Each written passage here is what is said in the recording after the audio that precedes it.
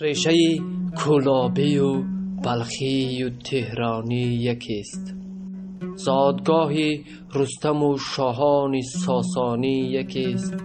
زادگاه رستم و شاهان ساسانی یکیست.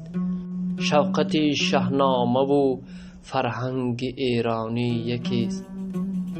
ارزش خاک بخارا و سمرقند عزیز، ارزش خاک بخارا و سمرقند عزیز نزد ما با گوهر و لعل بدخشانی یکیست. ما اگر چون شاخه ها دوریم از هم عیب نیست. ریشه کولابی و بلخی و تهرانی یکیست. از درفش کاویان آواز دیگر می رسد.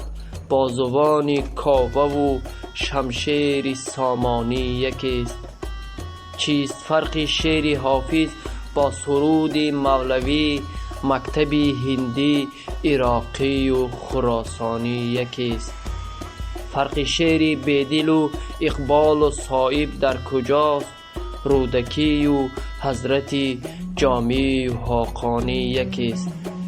مرزها دیگر اساسی دوری ایمان نیستند.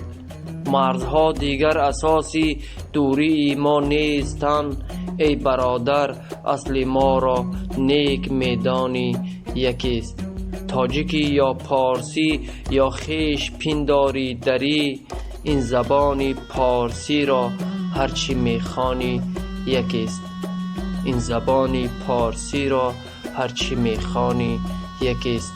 زادگاه رستم و شاهان ساسانی یکیست.